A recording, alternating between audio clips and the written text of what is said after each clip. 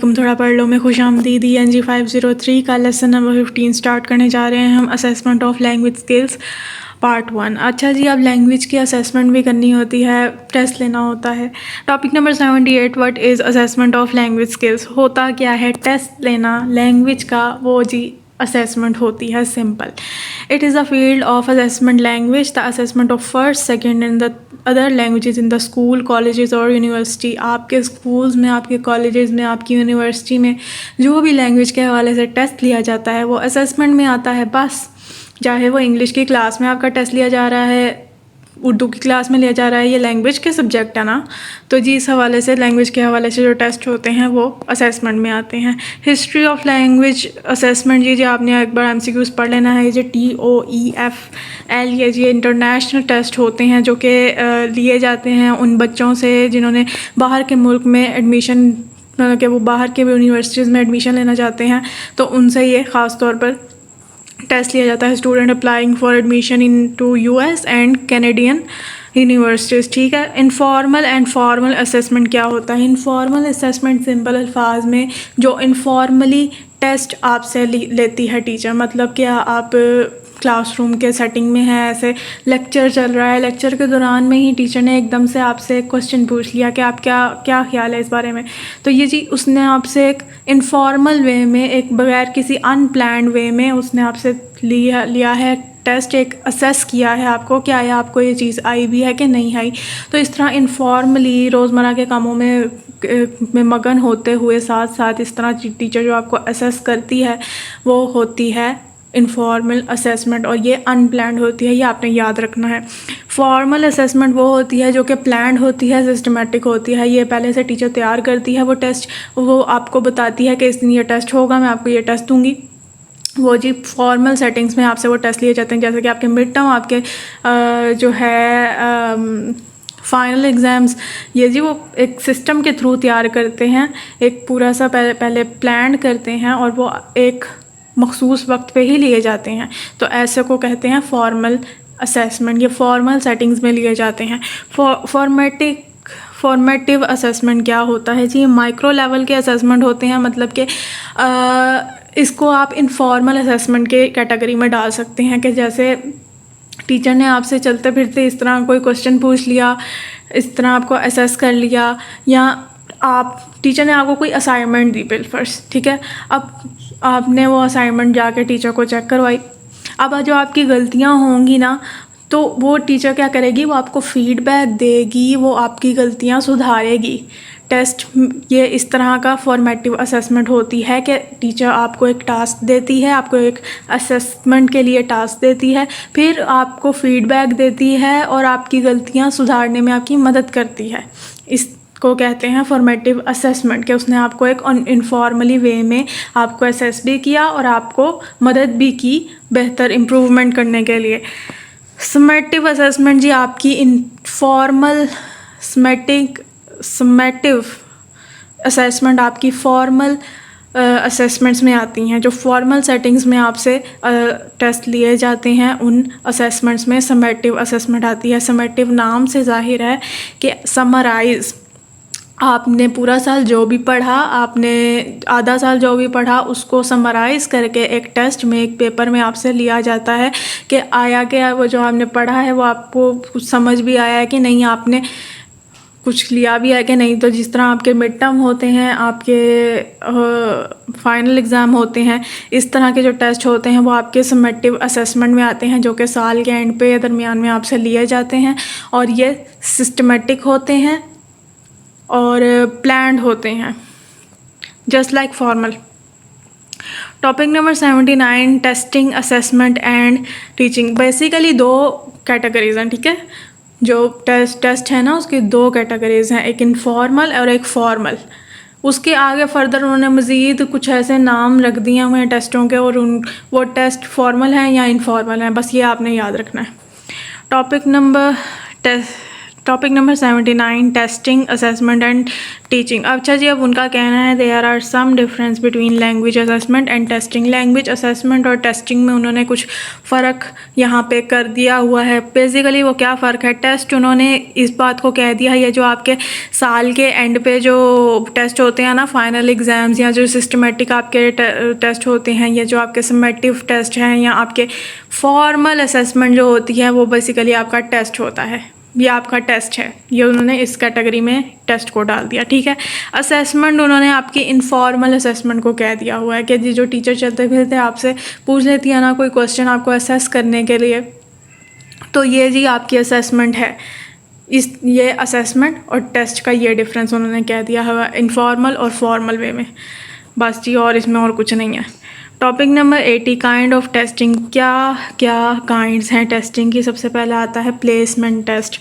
Placement test ऐसे test होते हैं जो आपको दिए जाते हैं जिससे वो अंदाज़ा लगाते हैं कि आपकी जगह, आपकी प्लेस क्या है लैंग्वेज एबिलिटी में। मतलब बिलफर्ज आप गए हैं राइटिंग का टेस्ट देने, ठीक है, उन्होंने आपको टेस्ट दिया है, तो इस टेस्ट को दे के आपको ये पता चलेगा या उनको ये पता चलेगा कि आप लैंग्वेज के, आप राइटिंग के किस लेवल पे हैं, क्या प्लेस है आपकी। तो प्लेसमेंट टेस्ट ये करते हैं। डायग्नोस्टिक अचीवमेंट टेस्ट क्या होते हैं? ये जी ऐसे टेस्ट होते हैं जिससे आपकी स्ट्रेंथ और वीकनेस दोनों को डायग्नोस करते हैं वो लोग। जिसमें आप अच्छे हैं, जिसमें आप प्रोफिशिएंट हैं लैंग्वेज के इस डोमेन में, वो भी पता लगता है, जिसमें आप वीक हैं वो भी पता लगता है। ये डायग्नोस्टिक अचीवमेंट टेस्ट होते हैं। प्रोग्रेस और अचीवमेंट टेस्ट कौन से होते हैं? ये जो आपके हर हफ्ते बाद टीचर लेती है ना टेस्ट, वो जी आपके प्रोग्रेस और अचीवमेंट टेस्ट में आते हैं, ठीक है। उन्होंने ये कह दिया कि हर हफ्ते आप कोई टीचर टेस्ट लेती है, उससे उसे प्रोग्रेस पता लगती है कि आप कितनी प्रोग्रेस कर रहे हैं, कितना आपको समझ आया, कितना नहीं। तो ये जी आपके इसमें आते हैं। प्रोफिशिएंसी टेस्ट क्या होता है? ये जी बेसिकली जब आपने कहीं बाहर एडमिशन लेने जाना है, किसी बाहर की यूनिवर्सिटी में, फॉरेन यूनिवर्सिटी में, या कहीं बाहर के मुल्क में जॉब करनी है, या कोई भी आपने सर्टिफिकेट लेना है, तो उससे पहले वो क्या करते हैं, आपको टेस्ट देते हैं। उस टेस्ट के ज़रिए वो पता लगाते हैं कि आप कितने के प्रोफिशिएंट हैं लैंग्वेज में, ठीक है। एप्टीट्यूड टेस्ट में जी आपके अंदर कितना दम है वो पता लगाते हैं कि आप कितना सीख सकते हैं, कितनी पोटेंशियल आपके अंदर मौजूद है लैंग्वेज के हवाले से, लैंग्वेज सीखने के हवाले से। तो जी एप्टीट्यूड टेस्ट होते हैं। लैंग्वेज डोमिनेंस टेस्ट, ये जी ऐसे टेस्ट होते हैं जो कि बंदा बाइलिंगुअल होता है ना, जो 2 ज़ुबानें बोलता है, ठीक है, ये उससे टेस्ट लिया जाता है ये पता लगाने के लिए कि उसकी नेचर में कौन सी लैंग्वेज डोमिनेंट है, उसकी फ़र्स्ट लैंग्वेज या उसकी सेकंड लैंग्वेज, कौन सी लैंग्वेज ज़्यादा डोमिनेंट है। पोर्टफोलियो असेसमेंट में क्या आता है? पोर्टफोलियो असेसमेंट में वही आता है कि बच्चा जो होता है अपनी एक पोर्टफोलियो, जो उसने अचीवमेंट हासिल किए थी, जो भी उसने काम किया होता है, असाइनमेंट तैयार किए होती हैं, वो एक पोर्टफोलियो बनाता जाता है, ठीक है। वो पोर्टफोलियो जाके वो फिर अगले को दिखा देता है, उस पोर्टफोलियो की बिना पे फिर अगला असेस करता है उसे। जैसे कि ग्राफिक डिज़ाइनर्स जो होते हैं वो अपनी पोर्टफोलियो तैयार करते हैं। वो फिर जब इस तरह कोई आता है, कोई प्रोजेक्ट होता है जो कि कोई ऐड लगाता है कि मैं ये प्रोजेक्ट करना चाहता हूँ, तो वो फिर प्रपोज़ल भेजते हैं और वो प्रपोज़ल में फिर साथ अपनी पोर्टफोलियो भी भेजते हैं। तो वो उस पोर्टफोलियो को देखते हुए अगला फिर उन्हें हायर करता है, ठीक है। तो ये पोर्टफोलियो असेसमेंट ये होती है जी। उनका कहना है it has clear validity since students have a chance to edit before submitting their work and has an extremely positive washback effect. उनका कहना है ये बहुत ज़्यादा वैलिड एक क्या कह लें असेसमेंट है या एक चीज़ है कि इसमें इंसान बेहतर से बेहतर की तरफ जाता है, ठीक है। अपनी जो पोर्टफोलियो से बेहतर बनाता जाता है, एडिट करता रहता है। और ये कि इसका बहुत पॉजिटिव वॉशबैक इफ़ेक्ट होता है। इसका क्या मतलब है कि इसका ये मतलब होता है कि एक बिलफर्ज आपने एक टेस्ट दिया, उस टेस्ट का पॉजिटिव इफ़ेक्ट भी हो सकता है आपके ऊपर और नेगेटिव इफ़ेक्ट भी हो सकता है। पॉजिटिव इफ़ेक्ट ये होगा, वो जो इफ़ेक्ट होगा ना वो होता है वॉशबैक इफ़ेक्ट। पॉजिटिव वॉशबैक इफ़ेक्ट ये होगा कि एक आपने टेस्ट दिया, ठीक है, उस टेस्ट को दे के आपको कुछ चीज़ें बहुत क्लियर हो गई, आपने उस टेस्ट को देने के बाद ये रियलाइज़ किया कि मुझे अब अगली बार जो टेस्ट देना है मुझे अपनी लर्निंग जो स्ट्रेटजी है वो बदलनी चाहिए, मुझे इस तरह ये मैं याद करूँगा तो मुझे ज़्यादा अच्छी तरह याद होगा, यहाँ पे मेरी गलती थी, यहाँ पे मेरी गलती नहीं थी, मुझे इस तरह इम्प्रूव करना है। मतलब आप रियलाइज़ करना शुरू कर देते हैं अपने आप को बेहतर बनाना शुरू कर देते हैं। तो जब इस तरह कोई टेस्ट आपके ऊपर पॉजिटिव इफ़ेक्ट डालता है तो उसे क्या कहते हैं? Positive washback effect. ठीक हो गया। Topic number 81, principles of language assessment. अब जी क्या क्या प्रिंसिपल फॉलो करने चाहिए, क्या प्रिंसिपल होते हैं किसी भी टेस्ट को तैयार करने के? सबसे पहले तो जी वो उस टेस्ट में वैलिडिटी होनी चाहिए। A test is valid if it test what it is supposed to test. मतलब उस टेस्ट को वही टेस्ट करना चाहिए जिसको टेस्ट करने के लिए वो टेस्ट बनाया गया है। ठीक है, मतलब कि आप कहीं आप गए हैं अपनी राइटिंग स्किल्स का टेस्ट देने। अब वहाँ पे अगर टीचर आपको मल्टीपल चॉइस क्वेश्चंस दे देगी तो उसमें आपका राइटिंग का तो कोई टेस्ट नहीं ना हो रहा, कोई आप उस बारे में टेस्ट दे ही नहीं पा रहे। उसके लिए अगर टीचर आपको ये देती कि आपको एक ऐसे लिखने के लिए देती थी, कोई स्टोरी लिखने के लिए दे देती, तो हम उस टेस्ट को वैलिड कह सकते हैं। तो जी टेस्ट बनाने से पहले सबसे पहला प्रिंसिपल होता है वो टेस्ट वैलिड होना चाहिए। उस टेस्ट को वही टेस्ट करना चाहिए जो टेस्ट करने के लिए वो टेस्ट बनाया गया है। 2 क्या होना चाहिए? रिलायबिलिटी होनी चाहिए उस टेस्ट में। वो क्या होती है? A good test should give consistent result. मतलब कि एक बच्चा है, एक ग्रुप है, उसने एक चीज़ का टेस्ट दिया, ठीक है। अब उसने उसी चीज़ का टेस्ट दिया पर टेक्निक ज़रा अलग थी। टीचर ने जो टेक्निक थी वो ज़रा अलग करके, वो ज़रा जो है ना मेथड ज़रा अलग करके लिख दिया कि जी इस चीज़ का टेस्ट दें। तो उस ग्रुप ने वो टेस्ट दिया, उसमें भी उसके वही मार्क्स आए। पहले वाले टेस्ट में भी एक जैसे मार्क्स आए, दूसरे टेस्ट में भी एक जैसे मार्क्स आए, हालांकि दोनों की टेक्निक्स अलग थी, ठीक है, बट ये कि स्कोर एक जैसे आए। तो ऐसा जो टेस्ट है वो रिलायबल होना चाहिए कि आप ये ना करें कि आप पहला टेस्ट बनाएं, उसमें एक टेक्निक से आप बच्चे को टेस्ट दें तो उसमें उसके अच्छे नंबर आ जाए, फिर दूसरा जो टेस्ट दें उसमें टेक्निक बदलें तो वो कंफ्यूज हो जाए कि ये क्या है ये क्या है। तो आपका जो टेस्ट है वो रिलायबल होना चाहिए। 3rd है वॉशबैक इफ़ेक्ट। वो जी अब इनका कहना है वॉशबैक इफ़ेक्ट मैंने आपको पहले बता दिया। अब उनका कहना है कि खाली ये बच्चों के ऊपर ही नहीं इफ़ेक्ट करता, वॉशबैक इफ़ेक्ट खाली बच्चों के ऊपर ही नहीं होता, टीचर्स के ऊपर भी होता है, पॉजिटिव भी नेगेटिव भी। When non-exam teachers might use a range of different activities, exam teachers suffering from the washback effect might stick rigidly to exam format activities. उनका कहना है एक तरफ ये कि टीचर्स जो होती हैं उनको ये कहा जाता है कि आप एक्टिविटीज़ करवाएं, टास्क करवाएं, ऐसे टास्क करवाएं जिसमें बच्चों का इंटरेस्ट भी हो और वो लैंग्वेज भी डेवलप करें साथ साथ। तो दूसरी तरफ ये कि वॉशबैक इफ़ेक्ट फिर नेगेटिव वे में इस तरह पड़ता है कि फिर at the end of the session या at the end of the क्या कहते हैं, फिर ये होता है कि जी बच्चों को वो जो फाइनल एग्ज़ाम है या मिड टर्म एग्ज़ाम है उसके हवाले से भी तैयारी कराएं। भाई यहाँ तो आप वो एक्टिविटीज़ के हवाले से उन्हें सिखा दो, फिर आप उन्हें उस हवाले से सिखा दो। तो टीचर ना इन दोनों के दरमियान फंस के रह जाती है कि मैं बच्चे को उस फाइनल एग्ज़ाम के हवाले से तैयारी करवाऊँ, उसका फॉर्मेट समझाऊँ कि ये एक्टिविटीज़ के थ्रू करवाऊँ मैं, ठीक है। तो ये जी बस फजूल।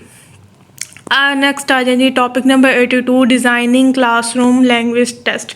अब जी सम प्रैक्टिकल स्टेप्स और questions in constructing classroom test are the following. कुछ स्टेप्स हैं जो फॉलो करने चाहिए टीचर को वाइल कंस्ट्रक्टिंग क्लासरूम टेस्ट। वो क्या है जी? आपको अपने टेस्ट का पर्पस पता होना चाहिए। सबसे पहली बात ये कि मेरा पर्पस क्या है ये लेने का, मैं क्या टेस्ट करना चाहता हूँ अपने बच्चे के अंदर से। फिर जी आपका दूसरा होना चाहिए असेसिंग क्लियर अनएम्बिगुअस ऑब्जेक्टिव्स, कि आपने जो टेस्ट लेना है आपके जो ऑब्जेक्टिव्स हैं बीच में, जो आप जिस हवाले से टेस्ट लेना चाहते हैं वो आपके क्लियर होना चाहिए कि मैं इसका राइटिंग का टेस्ट लेना चाहता हूँ, मैं इसका टेस्ट लेना चाहता हूँ, कि क्या लेना चाहता हूँ मैं। पहले आपको यह क्लियर होना चाहिए, पहले आपको पर्पस पता होना चाहिए, फिर आपको अपने ऑब्जेक्टिव्स क्लियर होना चाहिए कि मैंने उस टेस्ट में बेसिकली उससे लेना किस तरह है टेस्ट, क्या क्या क्वेश्चन मैं दूंगा जो जिससे वो टेस्ट सही होगा, ठीक है। ड्राइंग अप टेस्ट स्पेसिफिकेशन, अपनी टेस्ट की जो है वो स्पेसिफिकेशन आपको क्लियर होनी चाहिए कि आप broad outline of the test, what skills will be tested, what the item will look like.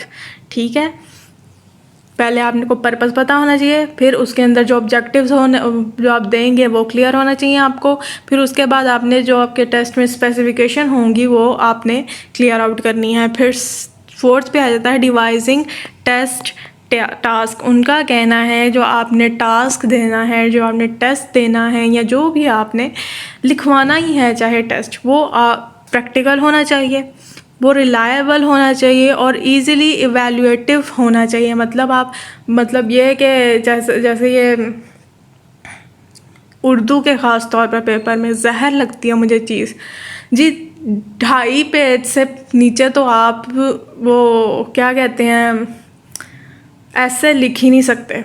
बस 2.5 पेज नहीं भरेंगे, काला नहीं करेंगे तो पेपर में वो ही नहीं मिलने, स्कोर ही नहीं मिलनी। भैया आप प्रैक्टिकल थोड़ा सा करें, बच्चे को भी थोड़ी आसानी दें। किस तरह वो इतना 3 घंटे का पेपर होता है, शायद 2.5 घंटे का होता है मेरे ख्याल से पेपर, तो उसमें वो लिखना बैठा हुआ है इतना लंबा।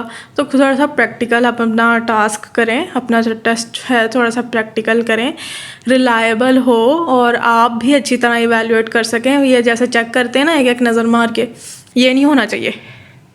स्कोरिंग, ग्रेडिंग एंड और फीडबैक, या ऊपर भी चाहे एक और मिसाल है उन्होंने इधर इसी पैराग्राफ में दी हुई है कि जब आप मल्टीपल चॉइस क्वेश्चन बनाते हैं तो ये नहीं करना चाहिए कि एक जो है आपने ऑप्शन का सही जवाब लिख दिया, आपने बकाया ऑप्शन इतने इम्प्रैक्टिकल, इतने इलॉजिकल से लिखे, या आपने बच्चे को ऐसा कंफ्यूज किया उस मल्टीपल चॉइस क्वेश्चन में। ऐसा नहीं होना चाहिए कि आप यहाँ तो आपके सारे जो ऑप्शन आपने दिए वो सारे फिट बैठ रहे हैं, मतलब प्रैक्टिकल वे में सारे फिट बैठ रहे हैं उस खाली जगह पे, तो आपने इस बारे में भी कंफ्यूज कर दिया, या आपने इतने इलॉजिकल से दिए कि वो समझे आसान ही लग रहा है, टेस्ट है ही नहीं वो। स्कोरिंग, ग्रेडिंग एंड और फीडबैक, उनका कहना है tests very in the form and function of feedback depending on the purpose. आपके पर्पज़ पे डिपेंड करता है कि आपने किस तरह उस टेस्ट का फीडबैक देना है। ठीक है, टॉपिक नंबर 83 स्टैंडर्डाइज टेस्टिंग। जी अब स्टैंडर्डाइज टेस्टिंग पे आ जाएं। ये जो इंटरनेशनल टेस्ट होते हैं किसी भी हवाले से, इंग्लिश के जो इंटरनेशनल टेस्ट होते हैं ऊपर भी पढ़े TEOSL, वो जो इंटरनेशनल टेस्ट हैं, या किसी यूनिवर्सिटी में दाखिला लेने से पहले, फ़ॉरेन यूनिवर्सिटी में दाखिला लेने से पहले जो टेस्ट होते हैं, या SAT का जो टेस्ट होता है, इस तरह के टेस्ट स्टैंडर्डाइज टेस्ट कहलाते हैं। क्यों कहलाते हैं जी? ये जो होते हैं ये बहुत, जिसे कहते हैं ना, इंटरनेशनल टेस्ट है, हर कोई जाके इस टेस्ट को दे सकता है और यह भारी मिकदार में बच्चे इसे देते हैं। और इसको स्टैंडर्डाइज इसलिए कहा जाता है कि इनका एक क्राइटेरिया होता है, एक स्टैंडर्ड होता है। ठीक है, ये वो उसी हवाले से स्कोरिंग भी करते हैं, वो उसी हवाले से आपको टेस्ट भी देते हैं। ठीक है, एडवांटेजेस ऑफ स्टैंडर्डाइज टेस्ट क्या हैं? A readymade previously validated product that frees the teacher from having to spend hours creating a test. पहले से ही उन्होंने एक स्टैंडर्ड टेस्ट तैयार किए होते हैं। इन जो है ये दो इदारे जो भी हैं, इन्होंने स्टैंडर्डाइज टेस्ट तैयार किए होते हैं। टीचर को क्या पड़ी है कि फिर वो ये टेस्ट तैयार करे खुद से? वो कहती है जाओ मैं तैयारी करवा देती हूँ, इधर से जाके टेस्ट दो। easily administered to large group within reasonable time limits, कि इसमें भारी मिकदार में लोग जाते हैं ना, इंटरनेशनल टेस्ट है तो जी फिर वो उसी वाले से उन्होंने फिर सारी एडमिनिस्ट्रेशन की होती है। आपको कम वक्त में आपका एक स्टैंडर्डाइज रिज़ल्ट आपको मिल जाता होता है। ठीक है, एक रीज़नेबल टाइम लिमिट में। स्कोरिंग प्रोसीजर्स आर स्ट्रीमलाइंड, मतलब कि आपके जिस तरह स्कोरिंग होगी, आपके जिस तरह मार्किंग होगी, वो ये कि जस्टिफाइबल में होगी, एक मुनसिफाना तरीके से होगा। ये नहीं होगा कि किसी की राइटिंग अच्छी है तो उसे अच्छे मार्क्स मिल गए, किसी की आपकी राइटिंग बुरी है तो आपको बुरा मार्क्स मिल गए।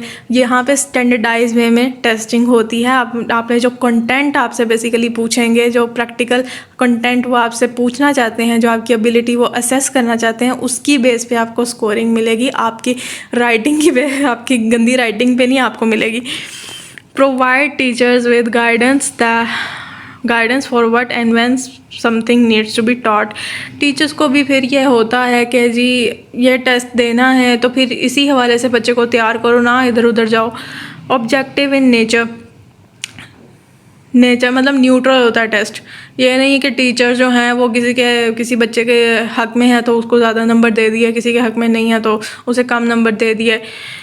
प्रोवाइड एक्यूरेट कंपैरिजन्स बिटवीन सब ग्रुप्स, चीज़ में कंपैरिजन होता है अच्छी तरह, मतलब कि आप असेस कर सकते हैं कि कौन कितना ऊपर है, कौन कितना प्रोफिशिएंट है, कौन कितना नहीं।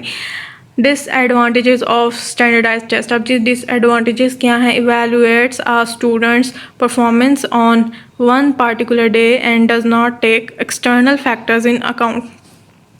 उनका कहना है कि ये जो है इंटरनेशनल टेस्ट होता है, तो ये इंटरनेशनल टेस्ट जो होते हैं ना, ये जो है ज़्यादातर यूनाइटेड स्टेट्स या यूनाइटेड किंगडम की इंग्लिश को फॉलो करते हैं।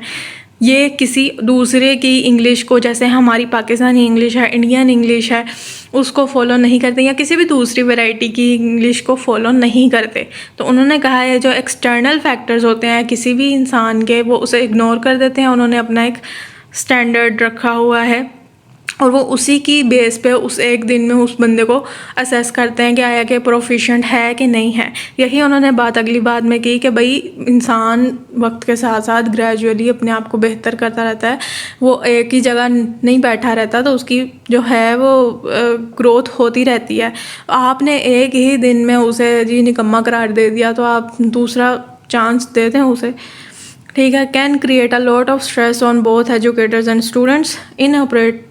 Inappropriate use of such test, example given using an overall proficiency test as an achievement test because of the convenience of the standardization। उनका कहना है अक्सर ही स्टैंडर्डाइज टेस्ट को जैसे कहते हैं ना जायज़ फ़ायदा उठाया जाता है कि आप इसमें प्रोफिशिएंसी टेस्ट आपसे लिया गया है, ठीक है, एक स्टैंडर्डाइज प्रोफिशिएंसी टेस्ट आपसे लिया गया है।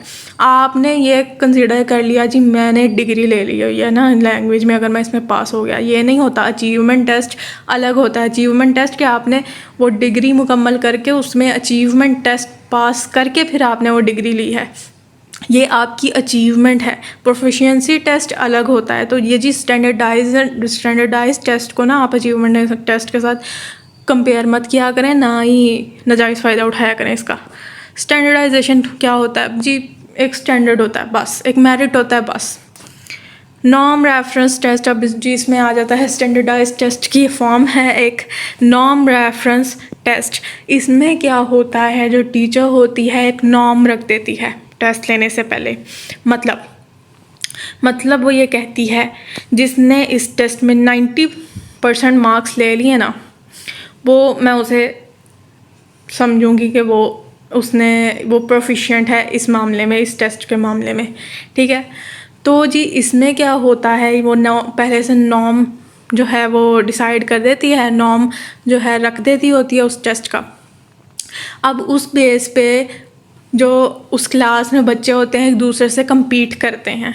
बेसिकली इस टेस्ट में कंपटीशन होता है। उस नॉर्म के बेस पे टीचर compete करती है, टीचर असेस करती है कि कौन सा बच्चा कितना प्रोफिशिएंट है, कितना बच्चा नहीं है। किसी ने 90% मार्क्स लिए हैं, वो अब तक के नॉर्म में सबसे ऊपर है, ठीक है। किसी ने उससे नीचे लिए हैं तो समझे वो थोड़ा सा डाउन है। फिर किसी ने उससे नीचे लिए हैं, समझे वो डाउन है। तो बच्चे जो होते हैं वो एक दूसरे से compete करते हैं एक नॉर्म की बेस पे, ठीक है। क्राइटेरियन रेफरेंस टेस्ट क्या होता है कि इसमें कंपटीशन नहीं होता, बच्चे एक दूसरे से compete नहीं करते, ठीक है। इसमें होता है कि उस टेस्ट का ही एक क्राइटेरिया रख दिया जाता है। उस क्राइटेरिया के थ्रू बच्चे की प्रोफिशिएंसी या बच्चे की एबिलिटी को टेस्ट किया जाता है। It measures an individual performance against a set of predetermined criteria और performance to standards. It is desirable for an individual to earn a perfect score. मतलब कि आपको अगर आप राइटिंग का टेस्ट देने गए हैं तो उसने पहले से ही उन लोगों ने एक क्राइटेरिया डिसाइड कर दिया हुआ है कि आप आपको स्टोरी के ये कंपोनेंट आने चाहिए, ये क्राइटेरिया है हमारे टेस्ट का। और इसमें आप पास आउट नहीं होंगे तो समझिए आप उस क्राइटेरिया पे पूरे नहीं उतरे, ठीक है। ये क्राइटेरिया रेफरेंस टेस्ट इस तरह होते हैं। बस जिसी के साथ होता है हमारा लेसन ख़त्म। अपना ध्यान रखें, दुआ में याद रखें। अल्लाह हाफिज़।